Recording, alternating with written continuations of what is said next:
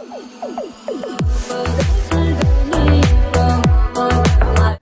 Guys, welcome back to our channel. இன்னைக்கு என்ன video பார்க்க போறோம்னா சினிமா டிக்கெட் சேனல்ல இருந்து தமிழ் சினிமாவில் தளபதி விஜய் பேசிய அரசியல் அந்த வீடியோ தான் பார்க்க போறோம். வாங்க வீடியோக்குள்ள போலாம். இன்னைக்கு தமிழ்நாட்டு அரசியல் களத்துல நட்சத்திரமா ஜொலிச்சுக்கிட்டு இருக்கிற தளபதி விஜய் மேல திடீர்னு அரசியலுக்கு வந்துட்டாருன்னு 1000 விமர்சனங்கள் வைக்கிறாங்க. ஆனா அவர் அரசியலுக்கு அபிஷியலா வர்றதுக்கு முன்னாடியே என்னென்ன சம்பவங்கள் பண்ணியிருக்காருன்னு நம்ம முன்னாடியே ஒரு வீடியோல பார்த்தோம். அது மட்டும் இல்லாம அவர் தொழிலா இருந்த சினிமாலையும் தன்னால எங்கெல்லாம் முடியுமோ அங்கெல்லாம் சமூகம் சார்ந்த அரசியல் கருத்துக்களை பேசியிருக்காரு. அப்படி தளபதி விஜய் படங்கள்ல வந்து டாப் 10 அரசியல் மூமெண்ட்ஸ் தான் இந்த வீடியோல பார்க்க போறோம்.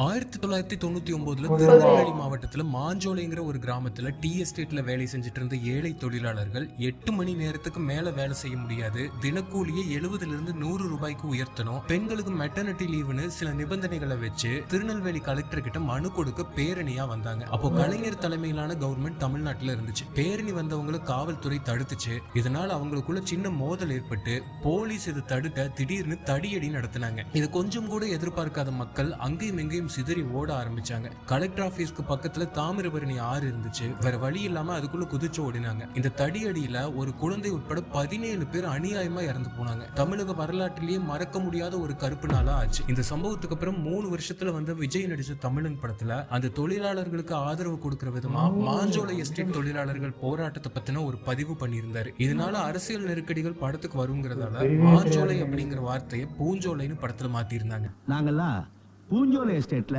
கடந்த 15 வருஷமா வேலை பார்க்கிறோம். 3 மாசம் வேலை பார்த்தா 3 நாள் கட்டாய லீவ் கொடுப்பாங்க.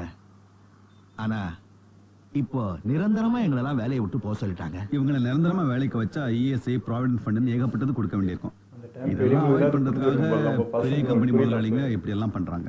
இன்னைக்கு வரைக்கும் நம்ம சென்னை, கோவை மாதிரி நகரங்கள்ல இருக்க பிரச்சனைகளையும் அன்னைக்கே இந்த படத்துல பேசியிருந்தாரு விஜய்.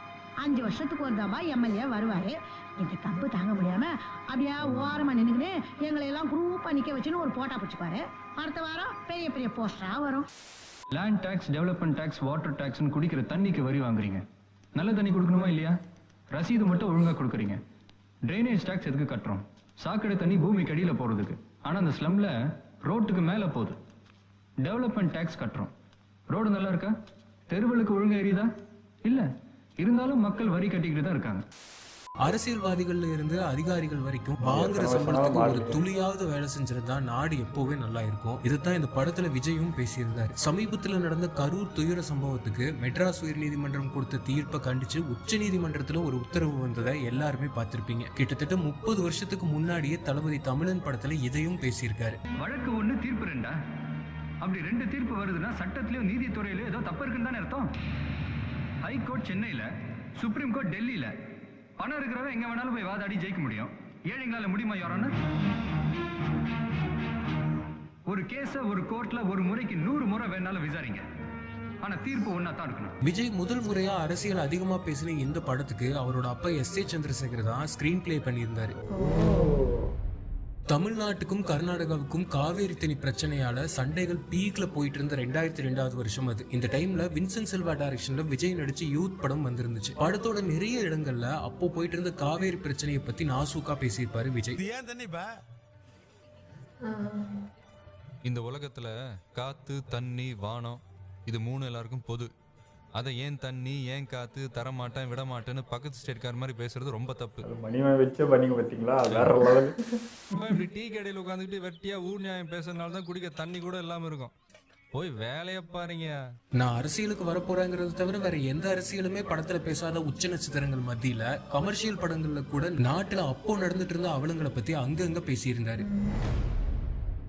தமிழ்நாடு பொறுத்தவரையில கடந்த பல எலெக்ஷன்ஸ்ல மொத்தமாவே மேக்சிமம் 75% மக்கள் தான் ஓட்டே போடுறாங்க. மிச்சம் இருக்கிற 25% ஓட்டு போட வீட்டை விட்டு வெளியவே வர்றதில்ல. அந்த 25%த்துல பாதிக்கு மேல ஃபர்ஸ்ட் டைம் ஓட்டர்ஸான 18 இருந்து 25 வயசுக்குள்ள இருக்கிறவங்க. தேர்தல் மேல இருக்கிற முக்கியத்துவம் தெரியாதனாலதான் இவ்வளவு ஃபர்ஸ்ட் டைம் ஓட்டர்ஸ் வாக்களிக்க வராம இருக்காங்க. இந்த 25% பேர் ஓட்டு போட வந்தாலே மிகப்பெரிய ஆட்சி மாற்றமே நடக்க வாய்ப்பு இருக்கு. ஏன்னா காலமா கடைசி நேரத்துல 500யும் 1000யும் கொடுத்து இந்த அல்ப அரசியல் இவங்க கிட்ட வேலை வேலைக்காகாது. சோ இளைஞர்களுக்கு முக்கியத்துவத்தை அவ்வளோ அழகா தெளிவா மாஸ்டர் படத்துல பேசியிருப்பாரு விஜய். காலேஜ்ல நடத்த வேண்டிய ஸ்டூடெண்ட் செலக்ஷன்ஸ் நடத்த வேண்டாம்னு காலேஜ் மேனேஜ்மெண்ட் முடிவு பண்ணிட்டு இருக்கிற இந்த சீன்ல இந்த எலெக்ஷன் ஏன் முக்கியம்னு பேசியிருப்பாரு விஜய். பாலிடிக்ஸ்னா முதல்ல சர்வீஸ்ன்றது அவனுக்கு தெரியணும். காலேஜ் படிக்கும் போது இந்த எலெக்ஷன், கேன்வாசிங், லீடர்ஷிப் இதை பத்திலாம் தெரிஞ்சுக்கிட்டாதான் நாளைக்கு ஸ்டேட், சென்ட்ரல் எலெக்ஷனை பத்தி ஒரு அவேர்னஸ் வரும். மாஸ்டர் மாதிரியான ஒரு கமர்ஷியல் படத்துல இந்த மாதிரி சீன் வச்சே ஆகணுங்கிற அவசியமே இல்ல. ஆனா தன்னால முடிஞ்ச வரைக்கும் சமூகம் சார்ந்து ஏதாவது பேசணும்னு தொடர்ந்து விஜய் பண்ணிக்கிட்டே தான் வந்திருக்காரு. காலேஜ் படிக்கிற மாணவர்கள் தான் ஃபர்ஸ்ட் டைம் ஓட்டர்ஸ். அவனை சரியா சிந்திக்க விட்டாதான் அடுத்த தலைமுறைக்கு ஒரு நல்ல தலைவன் கிடைப்பான். ஒரு நல்ல தலைவன் உருவாகிறதுக்கும் இல்ல ஒரு நல்ல தலைவனை சூஸ் பண்றதுக்குமான பக்குவம் அவங்களுக்கு வரும். தமிழ்நாடு மட்டும் இல்ல, இந்தியா முழுக்க மக்களாகிய நம்ம ஏழை பணக்காரன்னு பாரபட்சம் இல்லாம பாதிக்கப்படுறது நம்ம சாப்பிடுற உணவுப் பொருட்கள்ல இருக்கிற கலப்படத்தால. நம்ம சாப்பிடுற அரிசி, எண்ணெய், பால், ஏன் சமீபத்துல புவிசார் குறியீடு வாங்கின கொடைக்கானல் மலைப்பூண்டுல கூட கலப்படம் பண்ற செய்திகள் எல்லாம் வந்ததை பார்த்திருப்பீங்க. இதை தளபதி 20 வருஷத்துக்கு முன்னாடி வந்து மதுரை படத்துல பேசியிருந்தாரு. படத்துல கலெக்டரா வர விஜய் கலப்படம் செஞ்ச இடங்களுக்கு நேரடியா ரைடு போயிருக்கும் போது இந்த கலப்படங்களை பத்தி பேசியிருப்பாரு. என்னோட குழந்தைக்கு வாங்குற பால் பாக்கெட்ல இருந்து வயசான பாட்டிக்கு வாங்குற மருந்து மாத்திரை வரைக்கும் தான் வாங்குற ஒவ்வொரு பொருளும் ஒரிஜினல் மக்களுக்கு நம்பிக்கை வர்ற வரைக்கும் என்னோட நடவடிக்கை தொடரும். இன்னைக்கு இந்தியாவே பத்தி எரிஞ்சிட்டு இருக்கிற விஷயங்கள்ல ஒண்ணு நம்ம தமிழ்நாட்டுல தயாரிக்கப்பட்ட கோல்ட்ரிப்புங்கிற போலி இருமல் மருந்தால மத்திய பிரதேசல 20 பச்சை குழந்தைகள் பரிதாபமா தங்களோட உயிரை விட்டுருக்காங்க. இந்த போலி மருந்து பத்தியும் விஜய் இந்த படத்துல பேசியிருப்பாரு. கற்பழிப்பை விட 1000 மடங்கு கிரிமினல் தானே இந்த கலப்படம். இன்னைக்கு ஊர்ல திருமண மூலையெல்லாம் ஹாஸ்பிட்டலா இருக்கு, அத்தனையிலும் கூட்டமா இருக்கு. அதுக்கு காரணம் மக்கள் சாப்பிட வாங்குற ஒவ்வொரு பொருளையும் இவனுக்கு பண்ணி வைக்கிற கலப்படம். குணமாக வேண்டிய அத்தனை நோயாளிகளும் இவங்க தயாரிக்கிற போலி மருந்தால குணமாகிட்டு இருக்காங்க. இதெல்லாம் அன்னைக்கு எப்படி பேசியிருக்காருன்னா, எத்தனை ஆட்சிகள் மாறினாலும் மக்கள் சந்திக்கிற பிரச்சனைகள் மட்டும் தீர்வு வராம அப்படியே தான் இருக்கு. கேவலம் பிராந்திக்கு விஸ்கிக்கும் இந்த விலை தானே நிர்ணயம் பண்ணி வைக்கிற அரசாங்கத்தாலேயே அத்தியாவசிய தேவையான அரிசிக்கும் பருப்புக்கும் விலை நிர்ணயம் பண்ண முடியல. ஏன்? அது காரணம் இவனுக்கு தான். சுயலாபத்துக்காக இவனுக்கு பண்ற பதுக்கல் தான். இதே படத்துல இவ்வளவு பெரிய அரசியல்வாதிகளை எதிர்க்கிறீங்களேன்னு பிரஸ்ல இருந்து கேள்வி கேட்டதுக்கு விஜய் சொன்ன பதில் இன்னையோட சூழ்நிலைக்கும் அப்படியே பொருந்தது. இதெல்லாம் சேரவனுக்கு பின்னாடி இருக்கிற ஆள் பலம், ஆயுத பலம், அரசியல் பலம் இதெல்லாம் பத்தி I don't care.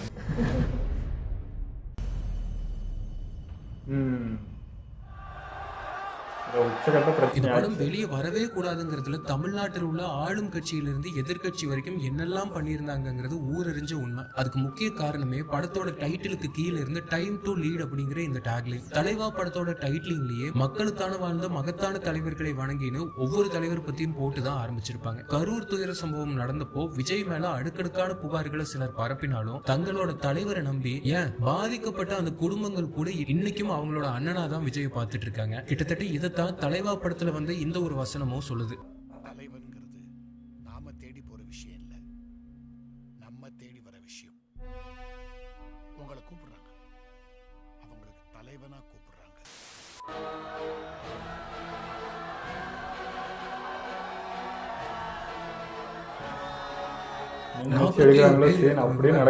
எதுவுமே பேசலன்னு என்னென்னவோ அவதூறெல்லாம் பரப்புனாங்க. ஆனா எல்லாருமே விஜய ஒரு கட்சி தலைவரா பிஹேவ் பண்ணணும் தான் எதிர்பார்த்தாங்க. ஆனா மாற தளபதி இருந்தவங்களோட குடும்பத்துல ஒருத்தரா நின்னாரு. இதைத்தான் அன்னைக்கு நாமுத்துக்குமார் பிறர் துன்பம் தன் துன்பம் போல் எண்ணினால் வரலாற்றில் ஒரு தலைவன் உருவாகுவான்னு எழுதியிருந்தாரு.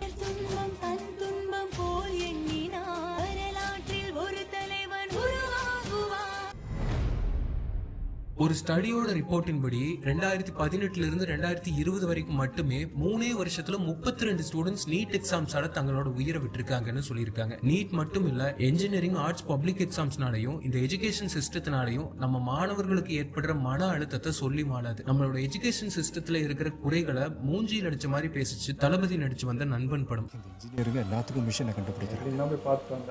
இந்த ப்ரெஷர் அளவுக்கு ஒரு மிஷினை கண்டுபிடிச்சிருந்தா இந்நேரம் எல்லாருக்கும் தெரிஞ்சிருக்கும் இது சூசைட் இல்ல, கொலை. மார்க்ஸ், ரேங்க், ரூட் லைனிங்க்கு அடிமையாகிறத விட ரியல் நாலேஜ் கிராஸ்ப் பண்ணுங்கன்னு எஜுகேஷன் சிஸ்டம் எப்படி இருக்கணும்னு பேசிச்சு இந்த படம். புது கண்டுபிடிப்புகளுக்கு மரியாதையே இல்லை.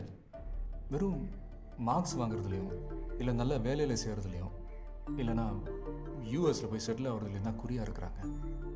இங்கே நிறையா மார்க்ஸ் வாங்குறது எப்படின்னு தான் சொல்லிக் கொடுக்குறாங்களே தவிர இன்ஜினியரிங் யாரும் சொல்லிக் கொடுக்கறது இல்லை சார். இன்னைக்கு தமிழ்நாட்டு இளைஞர்கள் தங்களோட பேஷனை நோக்கி நடக்க ஆரம்பிச்சிருக்காங்க. ஆனா ஒரு காலத்துல படிச்சா இன்ஜினியரிங் தான், என்ஜினியரிங் டாக்டருக்கு தான் பசங்களை படிக்க வைக்கணும், அப்படி படிக்க முடியலன்னா பசங்களோட வாழ்க்கையே கேள்விக்குறியாயிரும்னு இருந்த ஒரு நடைமுறையை மாத்துறதுக்கு பெரிய முன்னெடுப்பா இருந்துச்சு இந்த நண்பன் படம். சாகிற வரைக்கும் நீ ஆசைப்பட்ட வாழ்க்கையை வாழ முடியலையேன்னு நினைச்சு வேதனைப்படுவடா. எல்லார் லைஃப்லையும் ஒரு கட்டத்தில் எந்த பக்கம் போகிறதுன்னு முடிவு பண்ணுற ஒரு முக்கியமான சூழ்நிலை வரும். இந்த பக்கம் போனேன்னா கேம்பஸ் இன்டர்வியூ, இன்ஜினியரிங் வேலை, ஃபேக்ட்ரி வாழ்க்கை. அந்த பக்கம் போனேன்னா காடு, மிருகங்கள், ஃபோட்டோகிராஃபி. தொடர்ந்து சமூகம் சார்ந்த நல்ல விஷயங்களை தன்னோட படங்கள்ல பேசிய விஜய்க்கு ரொம்ப முக்கியமான படமா அமைஞ்சது நண்பன். தமிழ்நாட்டை பொறுத்தவரையில நம்மளோட ஆணிவேரான விவசாயத்துக்கு அடுத்தபடியா அதிக உழைக்கும் வர்க்கத்தினர் இருக்கிறது மீனவ சமூகத்துல தான். இலங்கை ராணுவத்தால நம்ம தமிழக மீனவர்கள் சுட்டுக் கொல்லப்பட்டதை கண்டிச்சு 2011 மீனவர்களோட நண்பனா களத்துல நின்று போராடின ஒரே நடிகர் தளபதி விஜய் தான். இலங்கை ராணுவத்தால தினம் தினம் இன்னல்களுக்கு ஆளாகிற நம்ம மீனவர்களுக்காக பேசி இதுக்கு ஒரு முடிவு கட்டணும்னு பேசினாரு விஜய். இதோட நீட்சி தான் அதே டைம்ல வந்து சுறா படத்துல மீனவராகவும் அவங்களோட நிறைய நிகழ்கால பிரச்சனைகளை பத்தியும் பேசினாரு விஜய். எங்க குப்பத்தை தூரத்துல இருந்து பாத்தீங்கன்னா நிறைய வீடுங்க இருக்கிற மாதிரி தெரியும். ஆனால் பக்கத்தில் போய் பார்த்தா தான் தெரியும் அதெல்லாம் வீடு இல்லை, வீடு மாதிரின்னு. மழை காலத்தில் மற்றவங்களுக்குலாம் வீட்டுக்கு வெளியே தான் மழை பெய்யும், ஆனால் எங்களுக்கு வீட்டுக்குள்ளேயும் பெய்யும். இன்னைக்கு அரசியலுக்கு வர்றதுக்கு முன்னாடியே இப்படி மீனவர்களுக்காக நின்னதுனாலதான் நாகப்பட்டினத்துல சமீபத்துல விஜய் போனப்ப அவர் பார்க்க அவ்வளவு பாசத்தோட கூடினாங்க மீனவ சமுதாயமே. கரூர் பிரச்சனைக்கு அப்புறம் விஜய்க்கு அதிகார வர்க்கம் கொடுக்கிற எதிர்ப்ப நாளுக்கு நாள் நம்ம பார்த்துட்டு தான் இருக்கோம். இதுக்கும் அவர் இந்த படத்திலேயே பதில் சொல்லியிருக்காரு. இதுல என்ன காமெடினா, தன் தலையில தானே மண்ணவாரி தூத்திக்கிற மாதிரி ஒரு சம்பவத்தை பண்ணியிருக்கு இந்த படத்தோட ப்ரொடக்ஷன் கம்பெனி. என்கிட்ட ஆளு, அதிகாரம், பணம், பதவின்னு சகலமும் இருக்கலாம். என்கிட்ட நேர்மை இருக்கு, நெஞ்சில தில் இருக்கு. எல்லாத்துக்கும் மேல எனக்கு ஒன்று நான் உயிரை கொடுக்க ஒரு கூட்டமே இருக்கு. மோதனும் முடிவு பண்ணதுக்கு அப்புறம் மந்திரின்னு பார்க்க மாட்டேன், மன்னர்னு பார்க்க மாட்டேன்.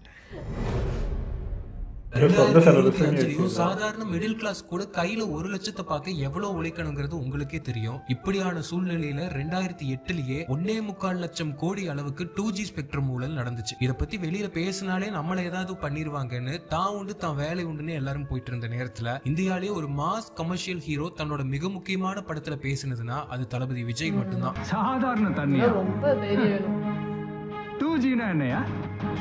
அலைக்கற்றை, காத்து, வெறும் காத்த மட்டுமே வித்து கோடி கோடியா ஊழல் பண்ற ஊரியா அது? செல்போன் ஆடம்பரம், தண்ணி அத்தியாவசியம். சுறா படத்துல மீனவர்களோட பிரச்சனையை பேசின விஜய் கத்தியில தமிழக விவசாயிகள் அன்றாடம் நம்ம அலட்சிய ஆட்சியாளர்களால சந்திக்கிற பிரச்சனைகளை ஏனோ தானே இல்லாம புள்ளி விவரங்களோட பேசியிருந்தாரு. கடந்த 30 வருஷத்துல 12,456 ஏரிகள் மூடப்பட்டிருக்கு, 27,000க்கும் மேல குளங்கள் அழிக்கப்பட்டிருக்கு, 7 ஆறுகள் மூடப்பட்டிருக்கு, 1,67,512 ஏக்கர் விவசாய நிலம் அழிக்கப்பட்டிருக்கு. 5,000 கோடி கடன் வாங்கின ஒரு பியர் ஃபேக்டரி ஓனர் என்னால அந்த கடனை கட்ட முடியலன்னு கை தூக்குறான். ஆனா அவன் தற்கொலை பண்ணிக்கல. அவனுக்கு லோன் கொடுத்த அதிகாரிகளும் தற்கொலை பண்ணிக்கல. ஆனா 5,000 ரூபா கடன் வாங்கின ஒரு விவசாயி அதை கட்ட முடியாம வட்டி மேல வட்டி ஏறி பூச்சி மருந்து குடிச்சு தற்கொலை பண்ணிக்கிறான். அன்றாடம் நம்ம பிரச்சனைகள் நம்ம வேலைகள்னு ஓடிட்டு இருந்தவங்க கிட்ட விவசாயிகளை காப்பாத்துறது ஏன் முக்கியம்னு நெத்தியில் அடிச்ச மாதிரி இருந்துச்சு விஜயோட வசனங்கள். இந்தியா முழுக்க ஒவ்வொரு 30 நிமிஷத்துக்கு ஒரு விவசாயி தற்கொலை பண்ணிக்கிறான். அவங்க குடும்பமே தெருவுக்கு வருது. இது கடந்த 10 வருஷமா நடந்துகிட்டு வருது. அவங்களோட பரம்பரையை உங்களுக்கு சாப்பாடு போடுறதுக்காக வாழ்ந்த குடும்பம் கொஞ்சம் கொஞ்சமா அழிஞ்சுக்கிட்டு வருது. 2010 வருஷத்துல நம்ம சாப்பிடுற சாப்பாட்டோட ஆதாரமா அரிசி விளையிற காவேரி டெல்டா பகுதிகளான தஞ்சாவூர், நாகப்பட்டினம் மாவட்டங்கள்ல நிலத்தடியிலிருந்து மீத்தேன் கேஸ் எடுக்கிற திட்டத்துக்கு தனியாருக்கு ஒப்புதல் கொடுத்துச்சு கவர்மெண்ட். இதை எதிர்த்து எக்கச்சக்கமான விவசாயிகள் கண்ணீரோட போராடினாங்க. என்னதான் போராடினாலும் இது மொத்த மக்கள் கிட்டையும் அன்னைக்கு கொண்டு போய் சேர்த்தது கத்தி படத்துல விஜய் பேசின இந்த வசனம் தான். மீத்தேன் வாயு அதை எடுக்கிறதுக்காக தஞ்சாவூர், நாகப்பட்டினம் 2 டிஸ்ட்ரிக்ட்லயும் 1,64,819 ஏக்கர் நிலப்பரப்ப ஒரு மல்டிநேஷனல் கம்பெனி அழிக்க போகுது. அந்த விவசாய குடும்பம் எல்லாம் பசியில சாக போகுது. 2017 முதல் முறையா ஜிஎஸ்டி அமல்படுத்தப்பட்டப்போ பணக்காரர்கள் யாருமே பாதிக்கப்படல. ஆனா பாதிக்கப்பட்டது என்னவோ சிறு வியாபாரிகளும் மக்களும் தான். தமிழ்நாட்டுல அரசியல் லாபத்துக்காக ஜிஎஸ்டியை சில கட்சிகள் எதிர்த்துச்சே தவிர உண்மையா சுயநலம் பார்க்காம இதை எதிர்த்து ஒரு குரல் கூட அப்போ பெரிய தலைவர்கள் கிட்ட இருந்து வரல. கிட்டத்தட்ட 120 கோடி இன்வெஸ்ட் பண்ணிருக்கிற ஒரு படத்துல அன்னைக்கு ஆளும் கட்சியா இருந்த சென்ட்ரல் கவர்மெண்ட் கொண்டு வந்த ஜிஎஸ்டியை எதிர்த்து மெர்சல் படத்துல தன்னோட கருத்தை தைரியமா தெரிவிச்சாரு விஜய். 7% ஜிஎஸ்டி வாங்குற சிங்கப்பூர் மக்களுக்கு மருத்துவத்தை இலவசமா தர்றப்போ 28% ஜிஎஸ்டி வாங்குற நம்ம அரசாங்கத்தால ஏன் மருத்துவத்தை இலவசமா தர முடியல? மெடிசனுக்கு 12%. பல தாய்மார்களோட தாலி இருக்கிற சாராயத்துக்கு ஜிஎஸ்டி கிடையாது. நம்ம ஊர்ல இருக்கிற கவர்மெண்ட் ஹாஸ்பிட்டல்ஸ்ல சரியான மருத்துவம் கிடைக்காம இருக்கிறத பத்தியும் இந்த படத்துல பேசியிருந்தாரு விஜய்.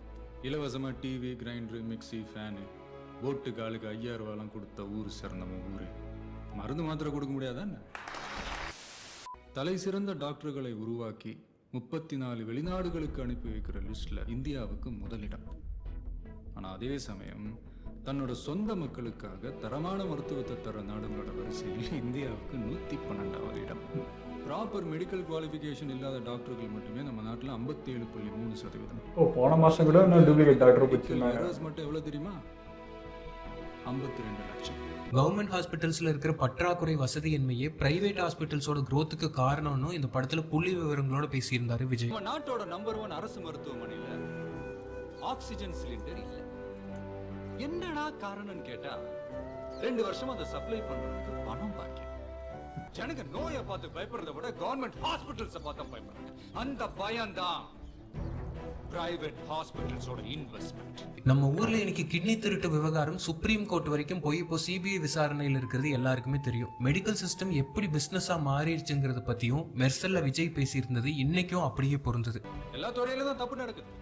ஆனா மருத்துவத்துல நடக்கிறதுக்கு பேரு தப்பு இல்லை, நம்பிக்கை துரோகம். துரோகத்துக்கு மன்னிப்பே கிடையாது. கள்ள ஓட்டுங்கிறது நம்ம நாட்டுல எத்தனையோ முறை நடந்திருந்தது நிறைய நியூஸ்ல பார்த்திருப்போம். அப்படி கள்ள ஓட்டால நம்ம ஓட்டு போயிருச்சுன்னா அடுத்து எதுவுமே பண்ண முடியாதுன்னு தான் இவ்வளவு நாள் எல்லாருமே நினைச்சிட்டு இருப்போம். 49O பத்தி எல்லாருக்குமே தெரியும். ஆனா செக்ஷன் 49P பத்தி விஜயோட சர்க்கார் தான் மூளை முடுக்கெல்லாம் கொண்டு போச்சு. இது 49P இந்தியன் எலெக்ஷன் லா 49P படி ஒருத்தருடைய ஓட்டு கள்ள ஓட்டா போடப்பட்டிருந்தா அவருக்கு பேலட் ஓட்டுன்னு ஒண்ணு கொடுத்து அவருடைய ஓட்டை போட அனுமதிச்சிருக்கணும். ஒவ்வொரு குடிமகனோட ஓட்டும் எவ்வளவு முக்கியத்துவம் வாய்ந்ததுன்னு தளபதி பேசின வசனம் பாமர மக்களுக்கும் புரியுற வகையில இருந்துச்சு. ஒவ்வொரு ஓட்டுமே முக்கியம்தான் சார். அமெரிக்காவில் தாய்மொழி இங்கிலீஷா ஜெர்மனான்ற ஓட்டெடுப்பு நடத்தினப்போ ஒரே ஒரு ஓட்டுல தான் சார் இங்கிலீஷின் முடிவாச்சு. பிரான்ஸ்ல ராணுவ ஆட்சியா மக்களாட்சின்ற ஓட்டெடுப்புல ஒரு ஓட்டுல தான் மக்களாட்சியின் முடிவானது. ஹிட்லர் நாஜி படையோட தலைவரானது ஒரு ஓட்டுல. நாட்டுல சட்டம் ஒழுங்குல என்னதான் அநியாயம் நடந்தாலும் கடைசியா சட்டத்து மேல இருக்கிற ஒரே நம்பிக்கை தான் மக்களோட கடைசி நம்பிக்கையா இருக்கும். இத பத்தியும் இந்த படத்துல விஜய் பேசியிருந்தாரு. அது இன்னைக்கு கரூர் கேஸ் சிபிஐக்கு மாத்தி போட்ட உச்சநீதிமன்ற தீர்ப்பு உத்தரவுக்கும் பொருந்தும். ஜனநாயகம் இன்னும் சாகலன்ற நம்பிக்கை 5 வருஷத்துக்கு ஒரு தடவை நடக்கிற தேர்தல்லையும் அப்பப்போ கிடைக்கிற நியாயமான தீர்ப்புனாலையும் தான் கொஞ்சமாவது மிச்சம் இருக்கு.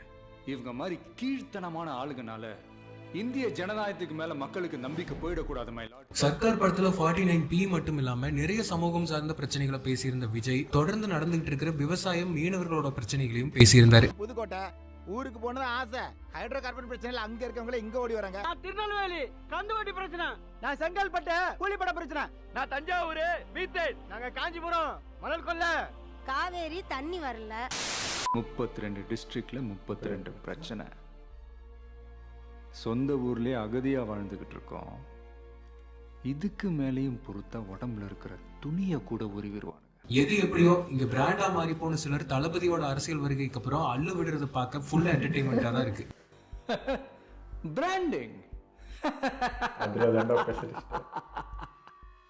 அந்த பிராண்ட் அழிக்கிறதுல தான்டா நான் ஸ்பெஷலிஸ்ட். விஜய் லியோ வாரிசு மாதிரி இன்னும் ஒரு 10 படங்கள்ல நடிச்சு அசால்ட்டா 500,000 கோடிகள் சம்பாரிச்சுட்டு போயிருக்கலாம். ஆனா அவருக்கு ஆரம்பத்துல இருந்தே நமக்காக இவ்வளவு அன்பை கொடுத்துட்டு இருக்கிற மக்களுக்கு ஏதாவது பண்ணணும் தான் வரக்கூடிய பிரச்சனையை பத்தி யோசிக்காம படங்கள்ல மக்களுக்கான குரலா நிறைய பேசியிருக்காரு. இனிமேல் நேத்து அரசியலுக்கு வந்தவர் நடிகனுக்கு என்ன தெரியும்னு சொல்றவங்க கிட்ட விஜய் எப்பவே வந்துட்டாரு இந்த வீடியோவை காட்டுங்க. அவர் இன்னைக்கு இல்ல நேத்து இல்ல பல வருஷமா அவரை பாசமா பாக்குற மக்களுக்கு குடும்பத்துல ஒருத்தரா தான் இருக்காரு.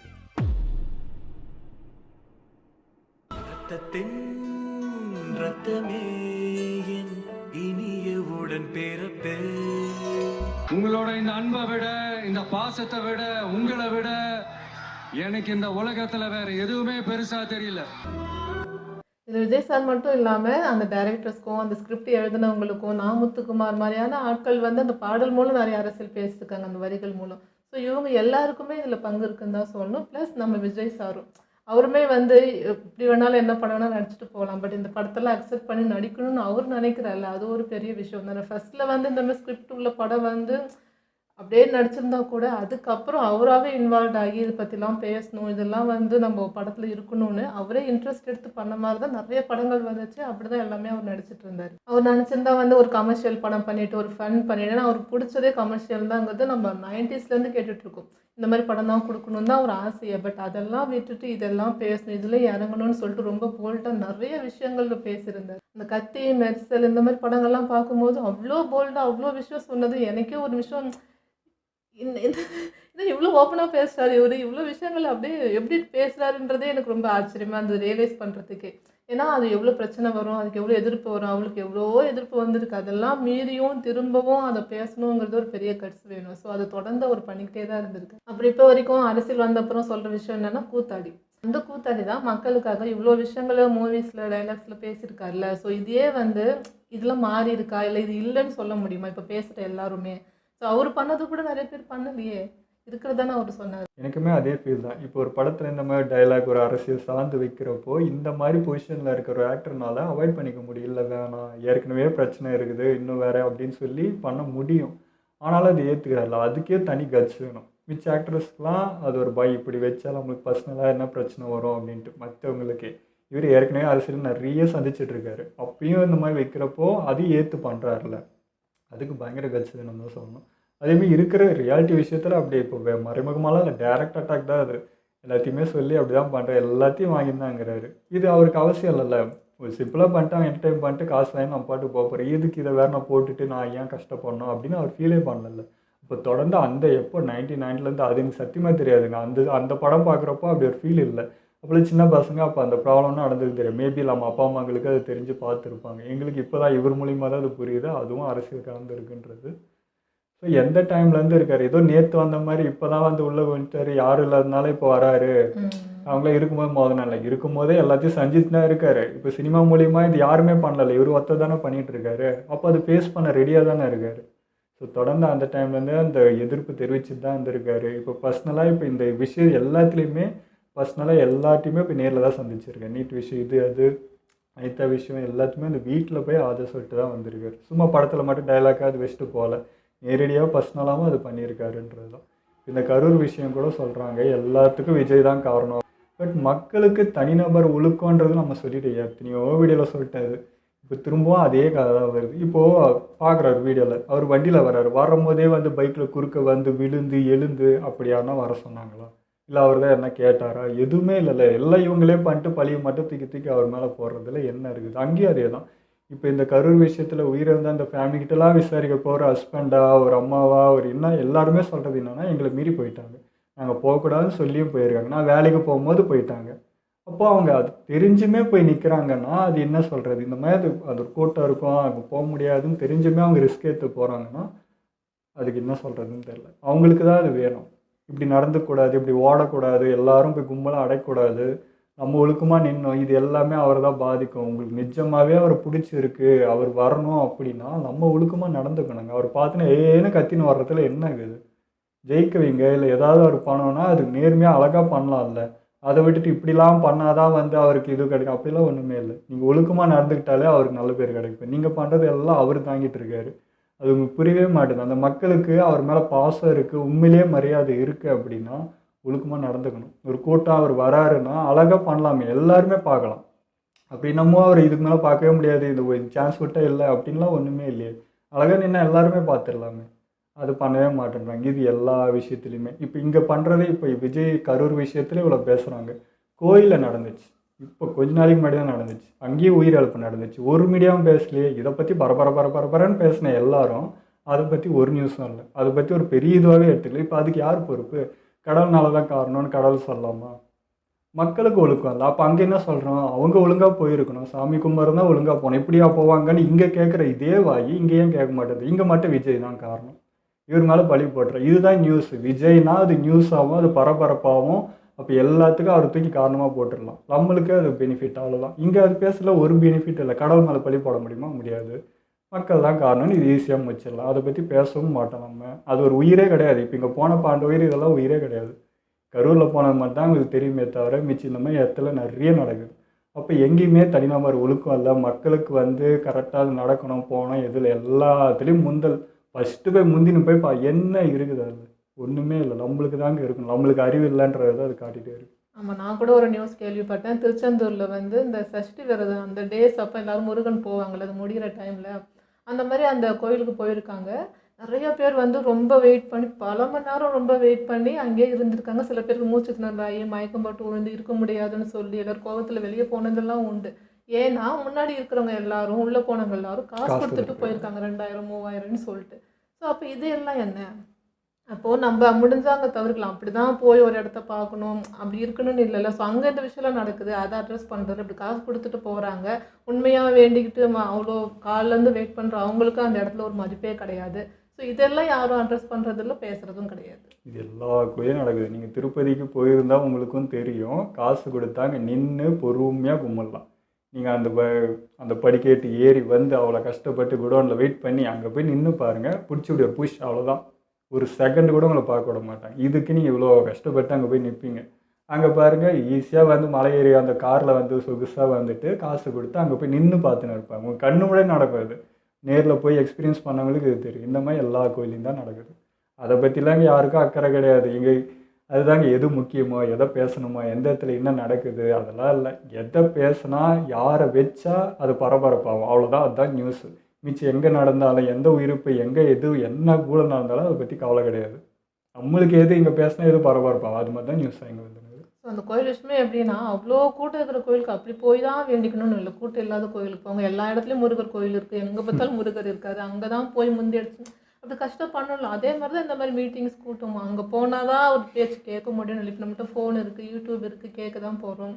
பார்க்குற ஆசையில் போனாலுமே அவ்வளோ நெரிசல் இருக்கும்போது நம்மளை பற்றியும் கொஞ்சம் யோசிக்கணும்ல. நம்ம நிற்க முடியுமா அப்படிலாம் இருக்குல்ல. ஸோ அதெல்லாம் யோசிக்காம தானே மக்கள் பண்ணுறாங்க. அப்போ இது எல்லாமே யோசிக்க வேண்டியது அவங்களோட பொறுப்பு இல்லை. சிம்பிளுங்க. கோயிலுக்கு எதுக்காக போகிறீங்க? மன அமைதிக்கு போகிறீங்க. இப்படி முந்தியாச்சுன்னு போய் என்னங்க சாதிக்க போகிறீங்கன்னு எனக்கு புரியல. போகிறதே மனசு உடம்பு நல்லா இருக்கணும் தான் வேண்டதுக்கு போகிறது. அங்கே போய் எல்லாத்தையும் கெடுத்துட்டு வர்றதுக்கு எது கோயிலுக்கு போனோம்? போகவே வந்துடலாம். அது சொன்னால் நாத்திகம் அதெல்லாம் நான் பேசவே இல்லை. எனக்கு கடன் நம்பிக்கை அதான் அந்த டாபிக்குள்ளேயே போகல.